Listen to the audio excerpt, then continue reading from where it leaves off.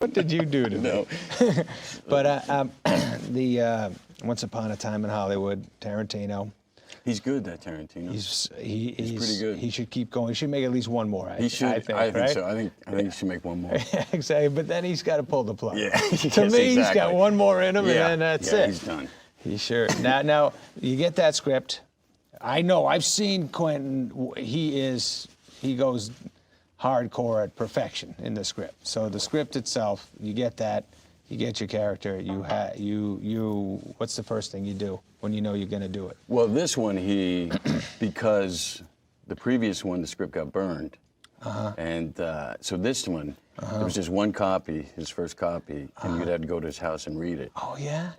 And I think the Rick Dalton character had to get cast first before he was trying to find the pair before the Cliff Booth would happen. So the first time I went, it was a nice, clean, crisp script. Wow. And I got called back like, I don't know how many weeks later, and it was all dog-eared and snot snot-stained and coffee cups. And, so you got to read it pretty much first. I don't know. I was somewhere. The script was pretty clean when I first got there. You started out. When I got the job, it was pretty well used. It was, it was pretty dirty. And the dialogue itself is you guys. Tarantino's different. Tarantino, me, who's never done Shakespeare. Yes. But there's there is a specific rhythm. They talk about the. Right.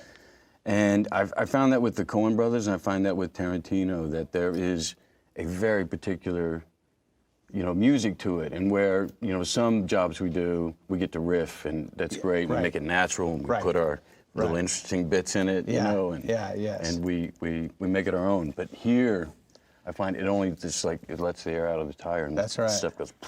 Yeah, you feel it. Yeah. That's so fun. It's one of the few scripts. He's one of the few writers that I've read where you get it, you can hear it immediately. Yes, it's so specific. For sure. Yes.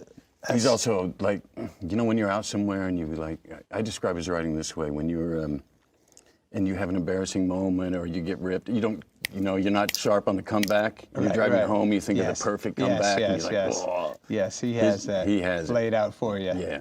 Man, even that bagel thing at the end when you said you can bring a bagel. That was so funny. That was so funny. Was that your last line in the movie or something? It was something. I try. Close to it. Man, you were. But funny. That's him. That's. Yeah, it was a good one. I think that might have been a little bit of the valley of knowing a lot about L.A. and also the fact that he married an Israeli girl. The bagel was on his mind when he was putting this together. Maybe that was a connection. Didn't question it. No. I just liked it because it didn't. It just was so strong that he's like, "Let me be alone. You're just gonna waste your time with me." Without making sense. Yeah. It's official, old buddy. Well, it has been. What are you talking about? What did that guy tell you? Told me the goddamn truth is what he told me. Whoa. Hey. I'm sorry about that. Man, scene after scene was making me laugh. It was, to me, it's not a full-on comedy, but my goodness. I saw Conan O'Brien, and I was at a hotel. I was talking to him, and he just got done seeing it. And we talked about the movie, and we were both going, "Man, that was so funny. This was so funny." It's got the rhythm of a comedy, kind of. What, Quentin's? Yeah.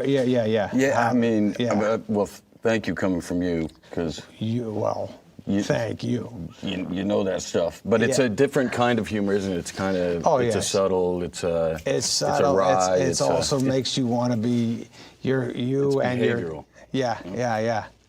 Well, the Bruce Lee scene, man, you just laughing on the side and just getting excited about a guy boasting and just being of all people.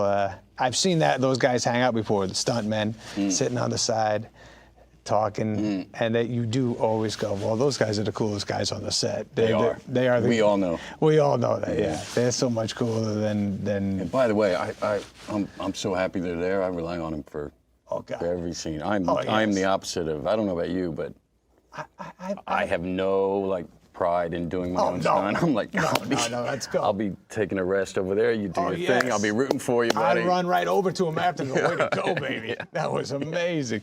You really made me look good there. But I even look at those guys if I'm trying to be funny. If the stunt guys are laughing, I'm like, all right, the stunt guys thought it was good. Everything's